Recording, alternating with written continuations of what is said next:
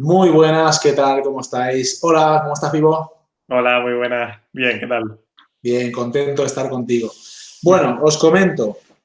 Vivo Cabrera es un amigo mío de hace muchos años, al que le tengo un gran aprecio y es una persona que siempre ha estado involucrada en el mundo de la sanidad. De hecho, él es médico, un médico muy responsable que se encarga de asuntos de hematología en el Hospital Marina Salud. ¿Es así, Vivo?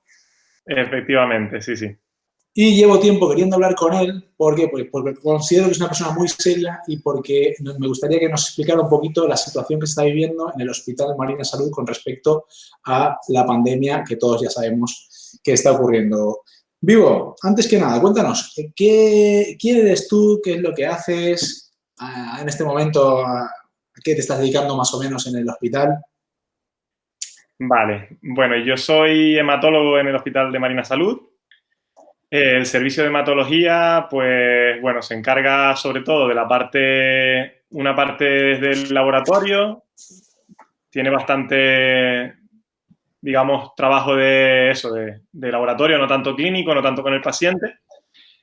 Pero luego también tenemos el banco de sangre, que es toda la gestión de todos los hemoderivados, todo lo que son las transfusiones en el hospital, ¿vale? Y la parte clínica propiamente dicha de la hematología, o sea, la parte sobre todo oncohematológica, pacientes pues con enfermedades eh, oncológicas de la sangre, leucemias, linfomas, mielomas múltiples y todo esto. En el hospital está dividido entre consultas y hospital de día. En consultas es los pacientes que están fuera de tratamiento y en hospital de día son los pacientes que están con quimioterapia activa y tratamientos activos. Esta área en la que tú estás operando, Vivo, ¿se ha visto perjudicada de alguna manera con toda esta situación?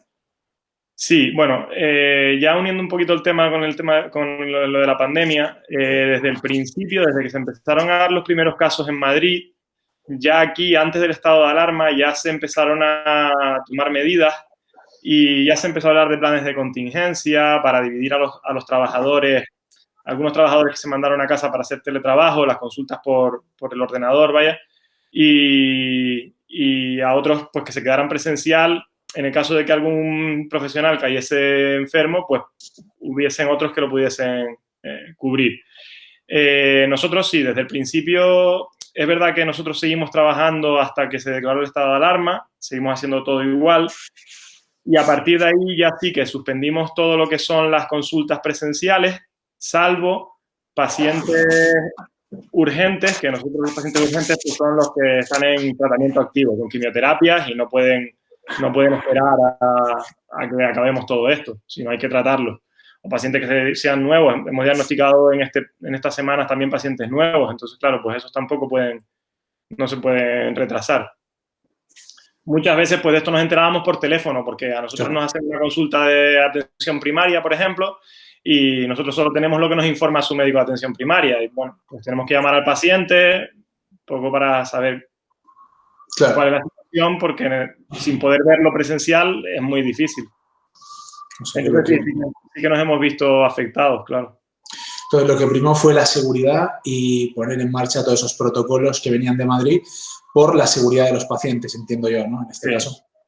Sí, sí, efectivamente. Luego, de hecho, los pacientes que hemos seguido viendo, porque, bueno, pues eso, porque tienen que venir al hospital a hacer sus analíticas y tratamientos, pues sí que hemos seguido las medidas recomendadas. Como son pacientes que en principio vienen de casa sin sospecha de ninguna infección y en teoría nosotros tampoco tendríamos que tener ninguna sospecha, con las medidas básicas sería suficiente. Pero es verdad que nosotros en el hospital sí que por nosotros mismos hemos aumentado un poquito más esa seguridad, utilizando pues mascarillas y guantes sobre todo, lavándonos las manos frecuentemente y sobre todo lo más importante, pues manteniendo la distancia. Las consultas normalmente son muy estrechas y exploramos al paciente y ahora salvo sospecha de alguna enfermedad que haya avanzado, que haya que tocarle los ganglios, que haya que explorarlo, que haya que ocultar al paciente, nosotros en principio intentábamos hacer las consultas un poco más pues eso, 2 metros de distancia aproximadamente y cuando en cada día, cuando yo veo a un paciente en un día normal, tengo que tocarle el cuello, tocarle la barriga, ocultarlo y bueno, Claro, eso, eso claro. sí que ha cambiado también. para mantener esa proxemia, esa asepsia, ¿no? Digamos, Efectivamente. Con el paciente. Y digo yo, ¿no? En este área hemato-oncológica en la que tú estás, ¿se ha dado que pacientes que están cursando con cánceres también han tenido la desgracia de caer enfermos con esta situación, con esta enfermedad, con el coronavirus? Sí, aquí pasa una cosa que es muy curiosa. Yo creo que nosotros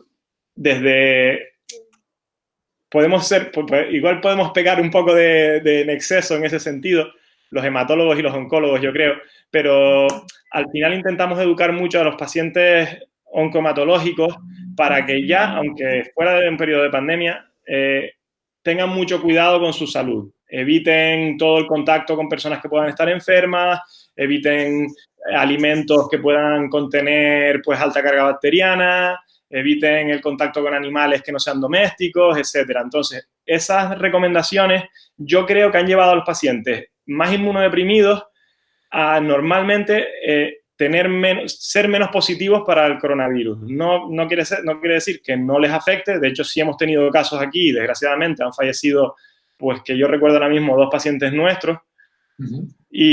Pero pues al final también es un poco inevitable, ¿no? Es una enfermedad que puede cogerla cualquiera. Entonces, ellos tienen mucho cuidado, mucho más que nosotros. O sea, ellos se lavan las manos muchísimo más que cualquier otro paciente. Ellos mantienen la distancia de seguridad.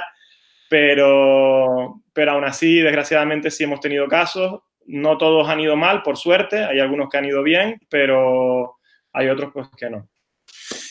Con todo y eso, realmente por lo que hemos sabido recientemente, que tardaron en llegar cifras, tanto el número de infectados como los estándares que se han llevado, como el número de fallecidos, todo parece indicar que nuestro hospital ha sido ejemplar con respecto a otros, ¿verdad?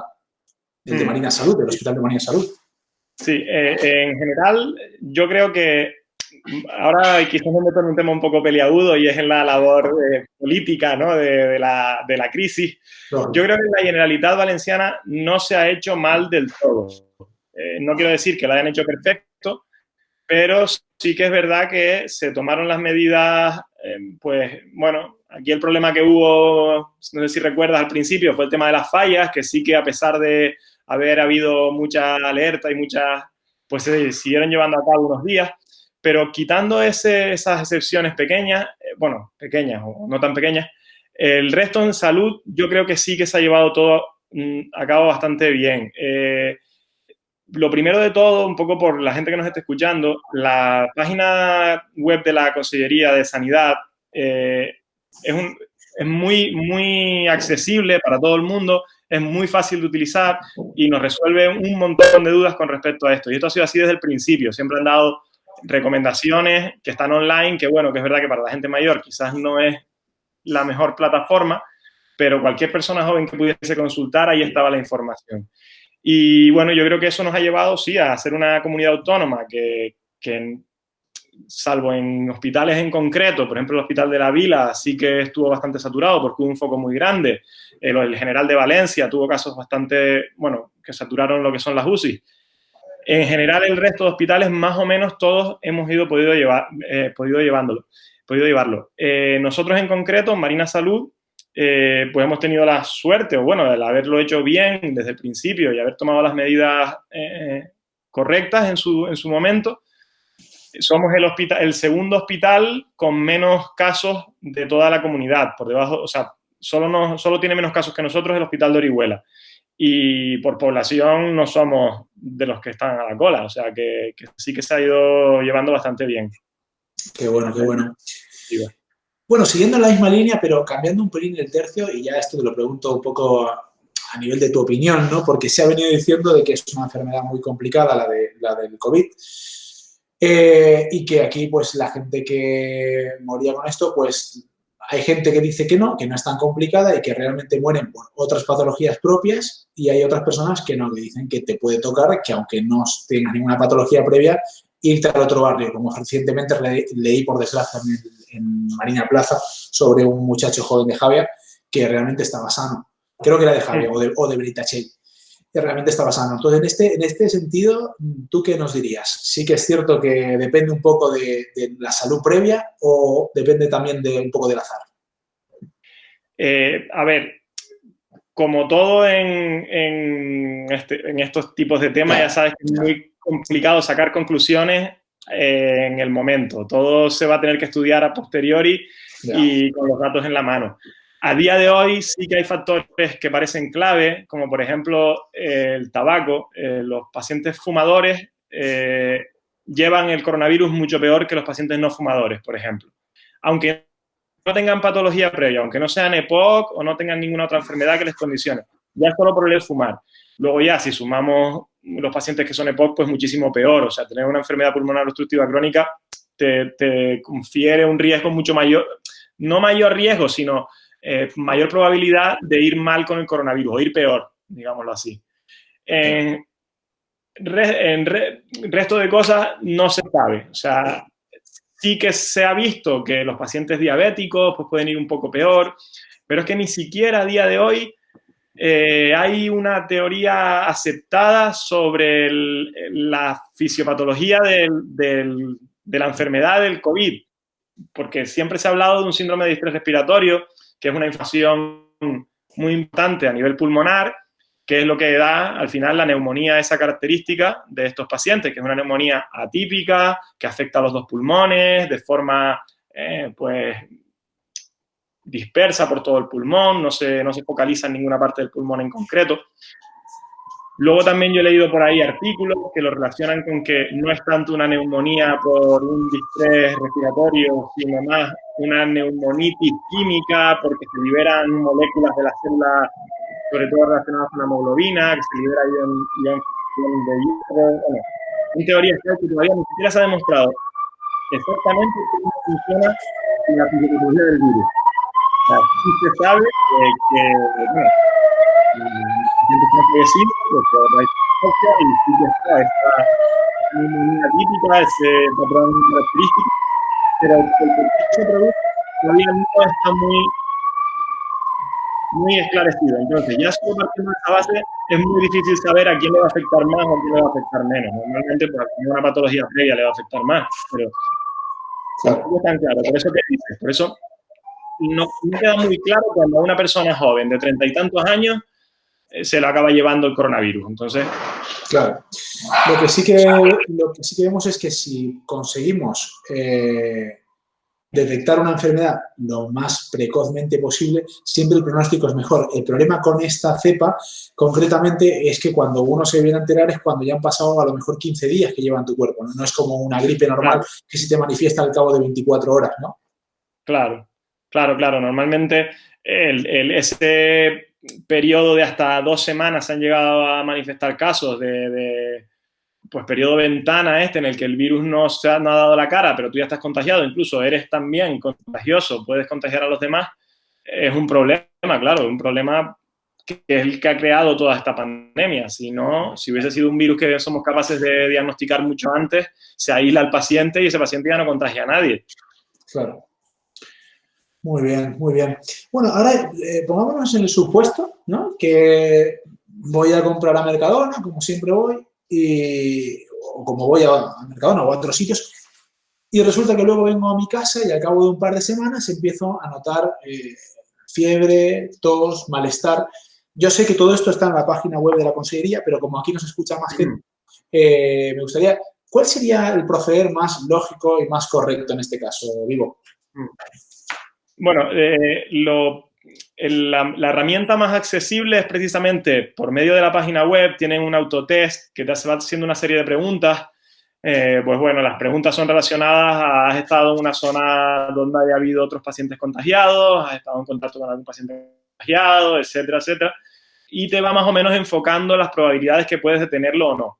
La realidad es que al final te acaba derivando, en el caso de que la sospecha sea alta, al número de teléfono gratuito de la Generalitat, que me parece que es el 900 300 555. Y ahí, bueno, es donde ya, una vez ya con el autotest, ya estás enfocado a que pueda ser positivo, pues por teléfono, un profesional pues ya te hace una serie de preguntas, te pregunta sobre los síntomas, si has tenido fiebre, si has tenido tos, si has tenido estornudos, etcétera. Bueno, y un poco te hace la historia clínica y pues ya ellos son los que deciden, según tus características, si lo mejor es que te quedes en casa aislado, si lo mejor es que acudas o que desde el centro sanitario se te manda alguien a casa para que te haga el test, o te recomiendan ir a algún centro sanitario, eso ya lo deciden ellos. Correcto. O sea, que es un poco la decisión también de cómo manifiestas tú lo que estás viviendo, ¿no? Y claro, a partir de ahí, pues bueno, pues se te dará el tratamiento. Imaginemos que deciden que te quedes en casa tratándote. En este caso, te indicarán una farmacología que tendrás que ir a buscar a la farmacia, o te la mandarán a tu casa, o es un poco... Claro, es curioso todo esto, ¿no? Sí, en principio para los pacientes leves no hay un tratamiento específico. Vale. Los tratamientos que sí se están probando, muchos de ellos, bueno, pues con la evidencia que nos da una enfermedad que tiene un mes de evolución, digamos, que tampoco es mucha esa evidencia, pero se reservan para los pacientes que son pues moderados o graves, que ya requieren un ingreso hospitalario. Pacientes leves, en principio, el tratamiento es tratamiento sintomático. Entiendo. O sea que parece que no, pero o sea, como que tu propio cuerpo se va a ir encargando de desechar el problema. Efectivamente, claro. Al final el virus, pues como otros virus respiratorios, un virus que si no se complica la situación, cursa como cualquier otra infección. O sea, el virus entra en contacto con nosotros, tardamos unos días, aproximadamente, depende de la persona, pero unos días en crear anticuerpos frente a él. Y bueno, hay una batalla ahí que es la que se produce, la que acaba produciendo pues los síntomas. La fiebre, por ejemplo, no es más que un síntoma de esa lucha en nuestro cuerpo contra el virus o cualquier bacteria o cualquier cosa. Y pasado pues unas 2 semanas, depende de la persona, pero normalmente se está viendo que desde que empiezan los síntomas, son unos 14 días, la enfermedad está curada. Claro, claro. Además... sin necesidad de poner ningún tratamiento. Entiendo. O sea, si no va más. Imagino que si esa persona fuera más, ya llamaría y ya le dirían, pues ahora sí vente y vamos a ver qué hacemos contigo, ¿verdad? Lo que me ha parecido muy curioso, que es algo que yo ignoraba totalmente, me he enterado ayer, por medio de una sobrina mía, que un amigo que es policía en Nueva York, amigo mío, tú sabes que en Nueva York la cosa está que arde también con este asunto, ¿no? Lo que pasa es que allí no tienen esas reglas tan estrictas de confinamiento que tenemos aquí. Tal vez por eso la cosa esté cada vez más reproducida. Pero me he enterado de mi amigo policía que, como es sargento, le han obligado no, sino que le han incluido hacerse un test para ver si lo tiene y ha dado positivo 2 veces. Con lo cual está en cuarentena y está él confinado para no contagiar a nadie. Pero lo más curioso del caso es que cursa sin síntomas. O sea, es como tú, como yo, está bien. Él no se encuentra mal, de hecho está súper bien, no tiene tos, no tiene fiebre, tiene el COVID.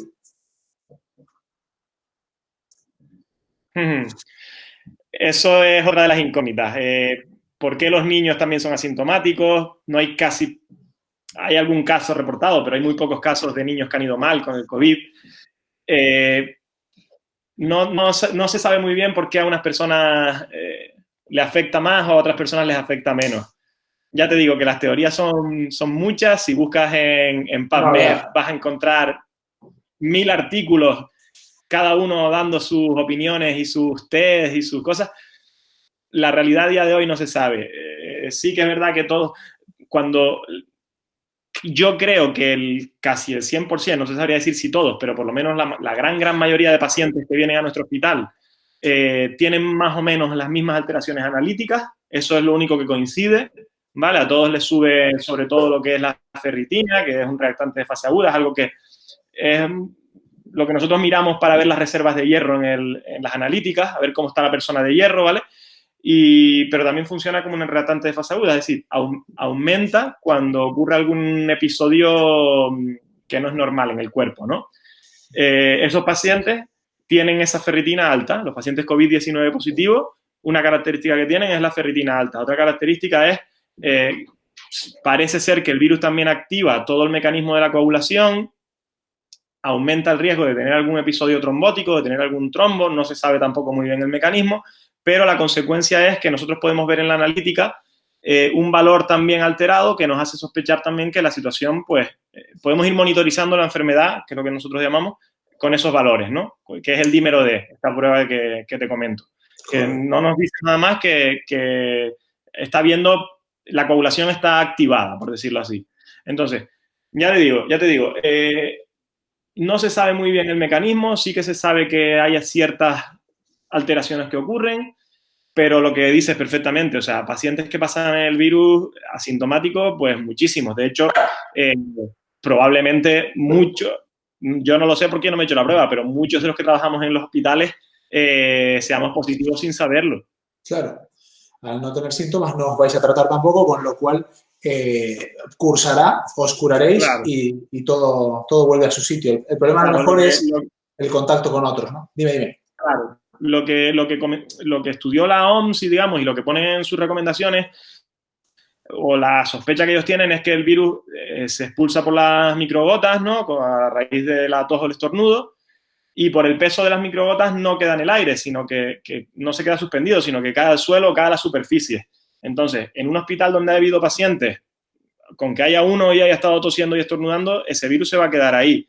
Entonces, cualquier persona puede adquirirlo realmente, porque si sigues las recomendaciones a rajatabla, te lavas las manos cada vez que tocas algo, pero la realidad es que eso es muy difícil, pues porque muchas veces no tienes al alcance un lavabo para lavarte con jabón o una solución alcohólica. Entonces, bueno, por eso ocurren los contagios entre sanitarios, ¿no? Porque el virus, pues, al final se queda ahí y somos nosotros los que lo recogemos, por decirlo así. Y la mayor parte de nosotros podemos estar contagiados y sin saberlo. Es cierto, es cierto. Uno de los países que, bueno, según los datos que van dando, parece ser que mejor ha llevado todo el tema del COVID es Rusia, ¿no? Es curioso, ¿no? Pero yo tengo una teoría de que ellos no tienen nuestra manera de ser calurosa, ellos siempre son más distantes y más fríos. Puede ser parte de que como no se tocan tanto, a lo mejor no han ayudado a esa diseminación tan masiva que hemos tenido a lo mejor en otros países con más calurosos, como lo que es Italia, como lo que es España, ¿no? ¿Qué opinas de esto? ¿Es una teoría válida? Sí, hombre, yo creo que sí. Y algo que lo puede reafirmar es el tema de los japoneses, ¿no? Los japoneses teniendo China al lado y tanta comunicación con los chinos, son un país que no tuvieron prácticamente caso. Y hablaban de eso, ¿no? Del aislamiento ese que tiene. Es verdad que, por ejemplo, ciudades como Tokio, pues son ciudades hipersaturadas, donde hay muchísima gente, pero la gente no se roza, o sea, la gente no se toca. Yeah. Entonces, eso sí que puede haber hecho que precisamente el virus pues no se pueda transmitir con la facilidad que se transmite aquí. O sea, una de las cosas que más me costaba al principio era entrar un paciente por la puerta y no darle la mano.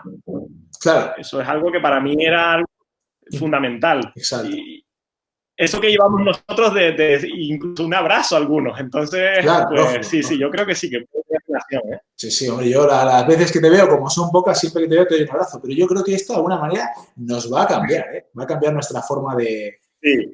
Oye, una cosa, te voy a volver a llamar porque no sé qué ha pasado, que te has quedado congelado, ¿vale? Seguimos aquí conversando con mi amigo Vivo, médico del Hospital Marina Salud, y bueno, habíamos tenido unos problemas técnicos de imagen, pero bueno, ya estamos aquí otra vez y nos habíamos quedado un poco comentando el tema ese de que esto va a ser un antes y un después en nuestra manera de tratarnos, en nuestra manera de dirigirnos unos a otros, ¿no? Y yo imagino que tú, siendo canario, aún más que nosotros, pues bueno, aquí también somos calurosos, pero en Canarias no queda, ¿verdad? Lo que me estás diciendo, pues sí, ¿no?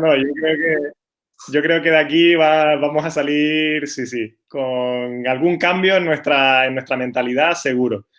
Ese trato que teníamos incluso con el vecino antes, eso yo creo que irá cambiando, porque es que ya lo vamos viendo. Y más si esto se sigue alargando. Tiene pinta, tiene pinta. Tú que estás muy metido en el tema sanitario, estás ahí, ¿te la juegas un poco? ¿Dirías alguna fecha en la cual nos dirán, chicos, podéis ir a la playa?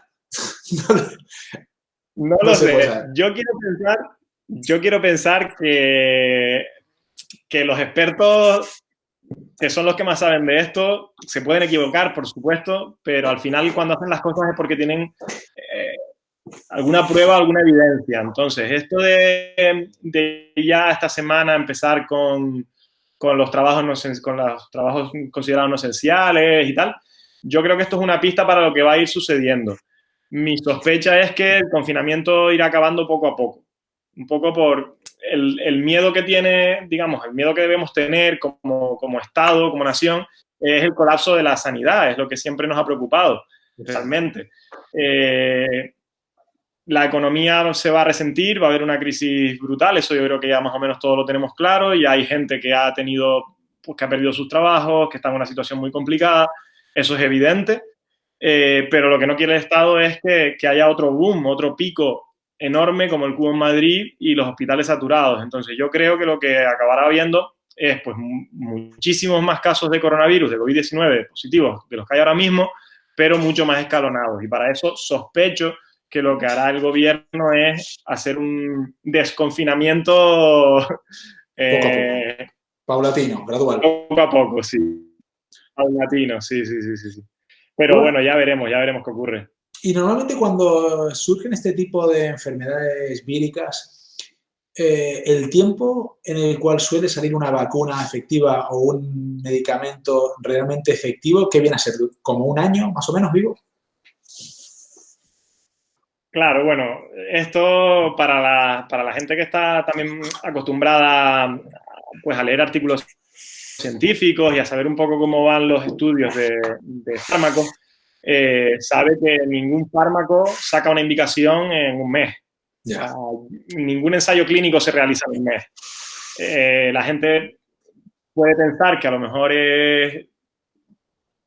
no está bien, que habría que sacarlo antes, pero hay que tener un factor muy, muy importante, que son los efectos adversos de los fármacos. Los ensayos clínicos se echan atrás y los fármacos caen, fármacos que son muy buenos, porque los efectos adversos que pueden producir son peores que del beneficio que puede dar muchas veces. Entonces, el tiempo que tarda un tratamiento en aparecer realmente y ser efectivo es largo por eso mismo, porque hay que probar que es seguro. ¿Vale? No se va a sacar un fármaco que nos pueda producir otros riesgos, otras... Correcto. Cualquier otro... Efectivamente. Cualquier efecto que sea peor. Sin estar testado y sin estar invalidado. Claro, aquí entra el principio médico primere non nocere, ¿no? O sea, lo primero es no dañar más de lo que ya la persona está. Muy bien, muy bien. Y en ese sentido, hace poco estuve leyendo sobre el tema de COVID y obesidad. Parece ser de que la obesidad es un factor también de riesgo, como todo, habrá excepciones, ¿no? En este sentido, ¿nos puedes decir algo? Un poco lo mismo que hablábamos antes con el resto de patologías previas. La obesidad lo empeora todo. Es así, lo hemos visto, varón sano, joven, que la única enfermedad que tiene es ni siquiera, sino un sobrepeso. No tiene por qué ser una obesidad mórbida. Y van peor. A lo mejor no llegan a ir mal del todo, pero sí que requieren un ingreso hospitalario o estar más encima de ellos solo por el hecho de tener sobrepeso. Es importante también eso tenerlo en cuenta, porque es que se puede llegar a considerar un factor de riesgo. Totalmente. Ahora mismo no lo sé cómo Totalmente. está, pero... Bueno, vuelvo a perderte la imagen totalmente, pero te sigo escuchando. La verdad es que incluso la escucha está siendo dificultosa. Pero bueno, estoy pensando que a lo mejor lo suyo va a ser luego rescatar el audio y publicarlo como audio y ya está, no pasa nada. Lo que sí... bueno. ¿Vale? ¿Te parece bien? Lo que quería... Sí, una lástima, porque la verdad, hubo momentos que se vio bastante bien, pero ahora, por ejemplo, te me has congelado y ya no, de ahí no sale. Yo estoy congelado en tu pantalla. No. No, yo no te veo bien del todo, pero no estás congelado. Vale. Bueno, lo que te quería comentar es que, bueno, estos días con unos colegas sanitarios del ámbito privado, 2 psicólogos y un preparador físico, que si bien no es sanitario, sí que trabaja en pro de la salud, hemos elaborado una guía que va a ser gratuita para tratar de tomar medidas a nivel de salud durante el confinamiento, porque parece ser de que lo que se está viendo a través de redes sociales y de lo que, bueno, uno puede llegar a ver cuando va al supermercado, mira, ahora te he recuperado. Es un poco una dejadez por parte de otras medidas que uno debería tomar. Parece ser que el confinamiento está siendo utilizado como excusa pues para abandonarse. Y como yo comento en esta guía, a veces tenemos esa ilusión de que hay un solo malo, que con evitar ese malo ya está todo bien, vamos a tener salud, nos va a ir bien. Pero no es así. Hay muchas situaciones que podemos nosotros evitar y no se está haciendo. Entonces, esta guía va un poco dirigida a eso. En ese sentido, tú podrías... No, Nico, perdona que te interrumpa. Me acuerdo mucho de alguna frase que creo que te he oído a ti alguna vez, de que tú no eras o no me acuerdo cómo era exactamente, pero que no por hacer deporte una vez al día dejábamos de ser sedentarios o algo así, ¿no? Claro. Y ahora en Instagram estamos viendo mucho eso. Es que yo me acuerdo de ti porque veo mucha gente que hace deporte, lo sube a Instagram y luego se pasa todo el día sentado en el sofá. Claro. ¿Y por qué ha hecho media hora? Es totalmente, es así. Lo que hay es mucho postureo. Nosotros a veces los sanitarios que llevamos, las personas que llevamos 20, 30 años haciendo ejercicio, tratando de dar ejemplo, ya es una cosa que la llevamos integrada, ya somos felices haciéndolo y es verdad que a veces postureamos con ello en el sentido de, a ver, si se puede, esta es una forma de hacerlo, pues hemos tenido la suya, pero sí que es cierto que te ves a gente que no le ha hecho nunca nada, que lo que dices tú, me dice, bueno, yo con esto limpio mi culpa, se lo enseño al mundo y aquí por otro lado me pongo hasta arriba a hacer bizcochos, ¿no? Es un poco lo que está viendo. Efectivamente. Pero bueno, en este sentido tú podrías reforzar la idea de que es bueno tratar de cuidar esos factores de salud que sí que están a nuestro alcance, porque está claro que un virus no está a nuestro alcance poder controlar. Podemos tener cierta asepsia y podemos tener ciertos estándares de seguridad y de higiene, pero hasta cierto punto, pues bueno, no podemos tampoco hacer mucho. Pero sí que podemos a lo mejor tratar de evitar incrementar nuestro riesgo de padecer enfermedades metabólicas, ¿no? Tú ves que es interesante este momento como para tomar las riendas de eso que sí podemos hacer. Totalmente. Yo creo que precisamente el hecho de estar... A ver, mucha gente tiene la posibilidad, pues porque viven en una casa grande, porque tienen un jardín, porque tienen una terraza, de poder hacer actividad física en el día a día. Pero encerrado dentro de una casa, la actividad física que haces es nula. Entonces, si no puedes hacer por ese lado, intenta controlar otro tipo de factores que sí puedes controlar, como por ejemplo la alimentación. Entonces, claro, yo creo que esa guía que van a sacar es fundamental. Y es algo que también desde los organismos oficiales tendrían que cuidar, porque no se sabe cuánto va a durar esto, pero llevamos un mes y si esto sigue durando más, de aquí puede salir, sobre todo pensando más en las futuras generaciones, pues si ya teníamos el problema de niños con sobrepeso y desayunos en los colegios que, bueno, todos vemos a mí me hacen muchas gracias las fotos que ponía Julio Basulto de las papeleras cerca de los colegios, ¿no? Totalmente. Con eso,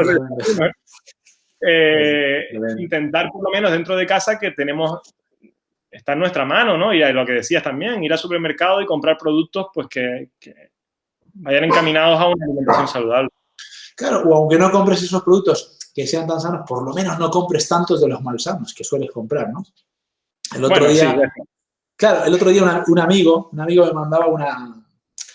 mandaba el típico vídeo que salía una mano abriendo una nevera y alguien había puesto un cartel ahí colgado que ponía no tienes hambre, lo que estás es aburrido. Vale, tú le dabas a pausa en ese momento y vale, leías el cartel, no tienes hambre, lo que estás es aburrido. Pero luego mirabas esa nevera y lo que no existía en esa nevera era comida, lo que había era un montón de basura alimenticia. Entonces digo, bueno, ya puedes estar aburrido, puedes tener hambre, puedes no tener hambre, que con una nevera así te vas a poner hasta arriba. Así es que vamos a ver, empieza por tener cuidado en esa higiene que también es tan importante, ¿no? Esa higiene alimenticia. Bueno, yo creo que esto va a pasar mucho tiempo hasta que lo comprendamos. Hemos empezado por algo muy bueno y es que la gente se está lavando las manos, algo que nunca antes había pasado. Y con esto, claro, los fómites que estudiábamos en la universidad, no sé si te suena, que es esa... Sí, claro. Pues todo esto parece ser que va a ir a más, vamos a mejorar en ese sentido, en esa higiene, ¿no? Así que nada, oye, Vivo, me alegro mucho de haberte escuchado, muy bueno todo lo que me comentas. Por cierto, Vivo, tú eres un tío que siempre has sido muy activo, yo recuerdo que le dabas al vóley, si no me equivoco, ¿no? Él le daba a todos los deportes posibles. Es verdad. Ah, no, lo que más le dabas era al Ultimate. Al Ultimate Frisbee, sí. Por cierto, con eso ¿cómo quedasteis? ¿Erais campeones de España? ¿Le dabais ahí a saco? Bueno, llegamos a ser campeones de España alguna vez. En Lanzarote estuvimos entrenando mucho y ahora al venirnos aquí a Denia aquí no hay equipo. He jugado algún torneo con algún equipo de Alicante, sí, sobre todo el de Alicante, que es donde jugábamos cuando estaba haciendo la residencia ahí. Pero ahora mismo estamos un poco parados. Bueno, ahora mismo paradísimo todo, de hecho. Claro, pero unos meses también. Oye, pues en este sentido, el Ultimate sería de los últimos deportes en prohibirse, porque no hay tanto contacto, ¿no? O sea, es ir pasándose... No hay contacto. Lo malo es que se defiende cerca. Entonces, sí. no tienes la distancia de seguridad. Eso sí. Oye, por cierto, si vuelves a armar equipo, o por lo menos para pachangas, tú y tu maravillosa esposa, Lara Fuente, ¿verdad? Lara Fuente, tutor. Pues, oye, a ver si avisáis y, por supuesto, contad conmigo que ahí estaré para darle al disco. Que, por cierto, el Ultimate es un juego, explícalo, ¿cómo se juega? Es como con un frisbee, ¿no? Sí, es un campo como si fuera el de fútbol americano, con unas zonas de anotación en cada extremo. Y, bueno, en vez de haber un balón, hay un disco y el objetivo es llevarlo hacia la zona de anotación contraria y recibir el frisbee dentro de la zona. No puedes correr cuando tienes el frisbee en la mano, corren los demás y no puede haber contacto físico. Entonces, la defensa tiene que intentar interceptar el pase.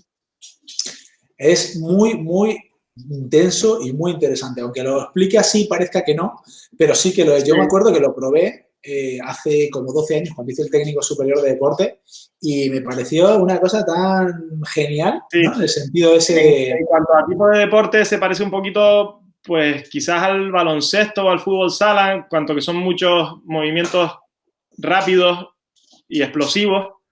Claro. Y no tanto a otros deportes como fútbol, que es más, pues bueno, un poco más tranquilo en ese sentido. Oye, y ya metiéndonos un poco más en lo personal, ¿tú esta falta de poder ir a un sitio a hacer deporte o de poder salir a correr o hacer cosas, cómo te defiendes en casa? Yo lo llevo fatal. Yo lo llevo muy mal, porque a mí no me gusta hacer deporte solo. Ya. Yo siempre he sido de deportes colectivos, entonces me está costando mucho. Cuando llegué a Denia, también un poco por conocer gente y probar otras cosas, me apunté en el CrossFit de Denia.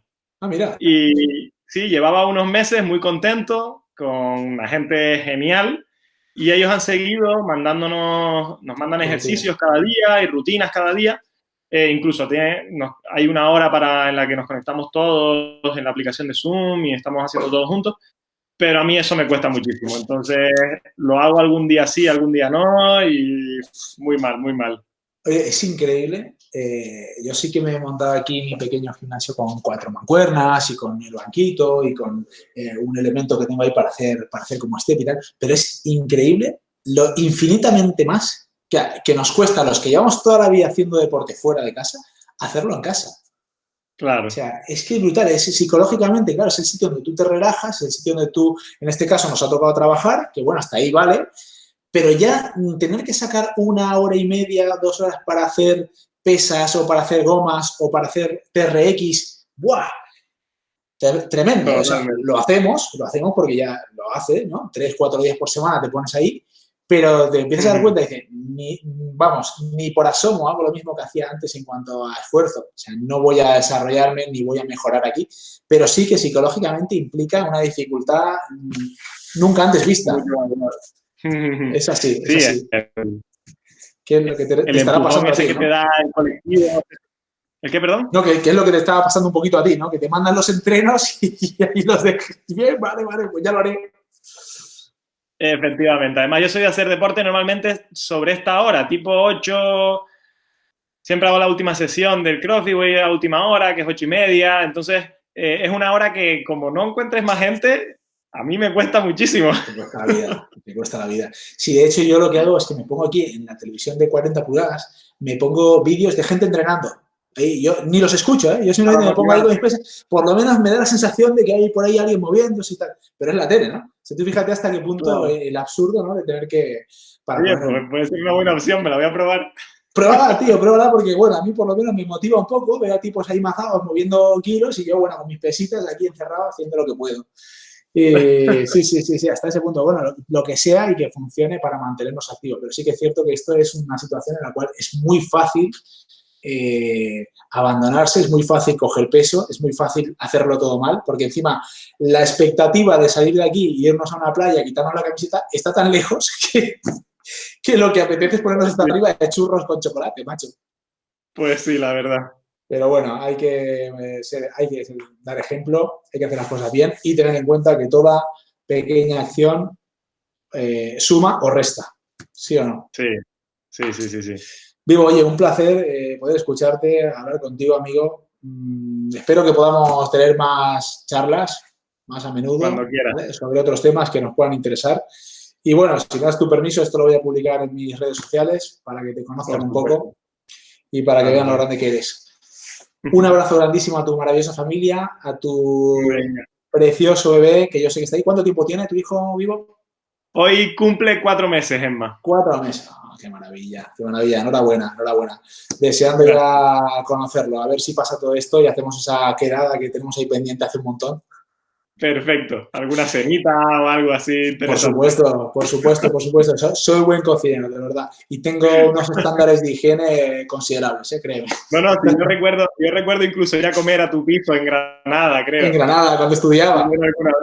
Ah, amigo, ¿qué habría hecho? Musaca, ¿no? Yo siempre hacía la musaca griega. ¿Puede ser? Pues, no me acuerdo, pero puede ser. Puede ser, típico en mí. Bueno, ahí Pedro, el Peter Frau, ¿no? El Peter Frau. Bueno, a Peter Frau le chiflaban lo que yo preparaba de estos alfajores de maicena con dulce de leche. ¡Oh, qué rico! Aquello era tremendo. Que creo que incluso Lara, no sé si se quedó mi receta, luego la perfeccionó, no sé, ella también lo fue haciendo, los alfajores. Se hizo Sí, bueno, ya es una crack con la repostería. Bueno, pues sí. Un abracísimo muy grande, amigo, y nada, besos a la familia y que vaya todo muy bien. ¿Vale? Pues venga, Nico.